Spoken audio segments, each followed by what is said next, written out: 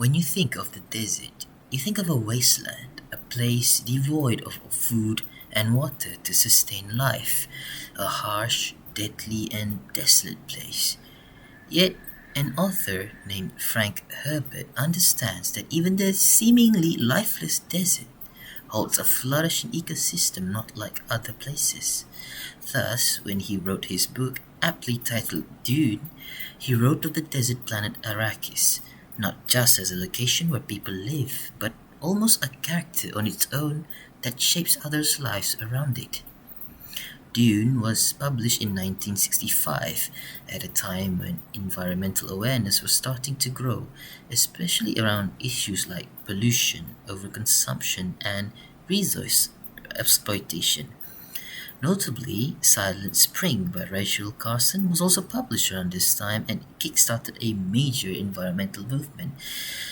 And Herbert was deeply interested in ecology, and that really shows in how he writes the planet Arrakis. Arrakis isn't just a setting or a backdrop for the plot. It's a harsh desert world where every part of life is shaped by the environment, be it culture, religion, history, or even politics. By looking Dune through an eco-critical lens, we can see how the novel accurately portrays the relation between people and their environment through the lens of the Fremen, as well as how natural resources within the environment contribute to politics and world history through the imperial system. Now, Arrakis isn't just a desert, but a system. One of the most important things about Dune is how Arrakis is portrayed. It's not an empty wasteland, it's a fully functioning ecosystem, even though it looks hostile and forgiving. From an eco critical perspective, this is really important. Eco criticism often argues that nature shouldn't be seen as a passive background for human action, and that's exactly what Herbert avoids doing. On Arrakis, water scarcity controls everything: how people behave, what they believe in, and how society is organized all come back to the environment. For example, water isn't just a resource, it's sacred, it's divine. See, even death rituals revolve around conserving water. Water from a dead body is extracted to its fullest and then dropped into water reservoirs called death stills, regardless if a friend or foe, as seen with the character Jamis.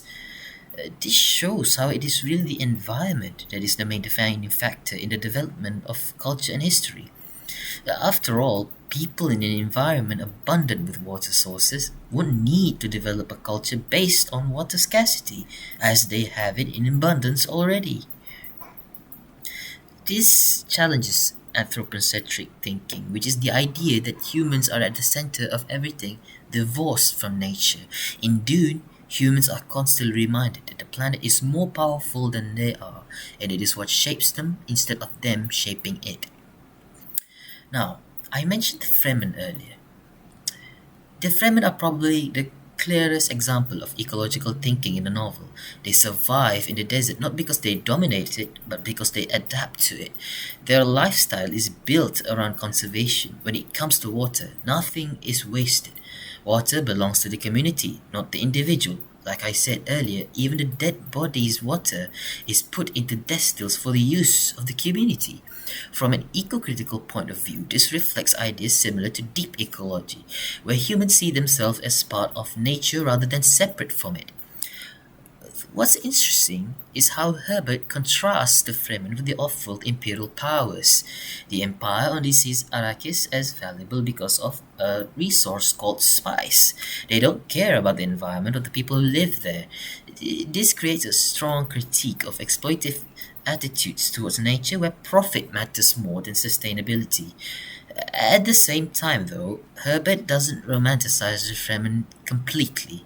The long-term plan to terraform Arrakis, to turn it into a greener planet, it raises some difficult environmental questions. Is changing the environment always a good thing?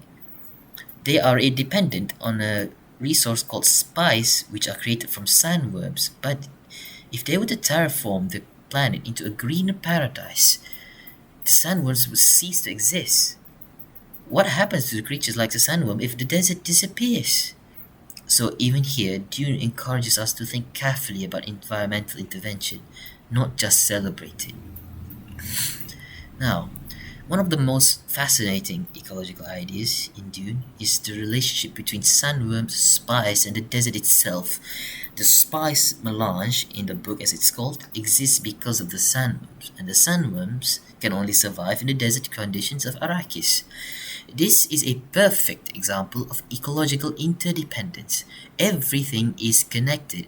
If humans interfere with one part of the system, like, say, for example, over harvesting spice, like the House Harkonnen intend to do, they risk destroying the entirety of the system.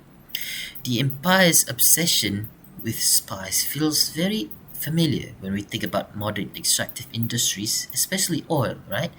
Like oil, spice in the book drives politics, war, and economic control. But Herbert shows that this obsession, it comes at a cost. By ignoring ecological balance for our own profit, it will lead to instability and destruction. Even now, we can see examples of it within the book and within our own reality. House Harkonnen, rulers of Arrakis, exploit and oppress the people of Arrakis, while they dig through the sands for spice for their own profit. This exploitation and oppression inevitably leads to resistance from the Fremen, and it's not hard to see the parallels between Arrakis and the Middle East, where exploitation and oppression are the main reasons for war and suffering in that region. And again, all of them are because of resource exploitation. Herbert really goes all in this sector. He shows how the exploitation is really the main reason for most of the war and suffering, for the suffering that people go through. And it's all because of nature. Again, we are inextricably linked to nature. What's also important is how the sandworms are portrayed. They're not just monsters or obstacles, they're essential to the ecosystem. They produce the spice needed badly by humanity, and even the Fremen themselves use sandworms to ride them into battle in the final act of the book. By giving them this role, Herbert pushes back against the idea that nature only exists to be conquered by humans. Now, Dune, it connects really well with environmental texts like Rachel Carson's Silent Spring, as I mentioned earlier. Carson warned about the dangers of interfering with natural systems through chemical pesticides. Herbert makes a similar warning, but through a fictional world of Arrakis. Both texts suggest that the ecosystems are complex and human interference often has consequences we don't fully understand until it's too late. In today's world, Dune feels incredibly relevant. Issues like climate change, water scarcity, and environmental injustice are becoming more urgent. Many communities, especially indigenous and marginalized ones, already live with environmental limits and possess even valuable ecological knowledge, much like the Fremen. In real life, the Fremen are based on a culture called the Bedouin people in the Middle East. Now, these people have a lot of knowledge about the desert, and it is what inspires Herbert to write about the Fremen in the way that he did. The spice economy, too, also mirrors our dependence on finite resources. Just as the universe in Dune depends on spice, our world depends on fossil fuels. Herbert's novel helps us think about what happens when entire systems are built around resources that are limited and environmentally damaging. Now, to wrap up, Dune is much more than a science fiction story. It's a deeply ecological novel that forces us to think about how humans relate to the environment. Frank Herbert shows that survival doesn't come from control or domination, but understanding, adaptation, and respect for the ecological limits. Through Arrakis, the Fremen, the interconnected system of spice and sandworms, Dune highlights the ethical responsibilities that humans have toward the natural world, the environment that we live in. Even today, the novel feels relevant.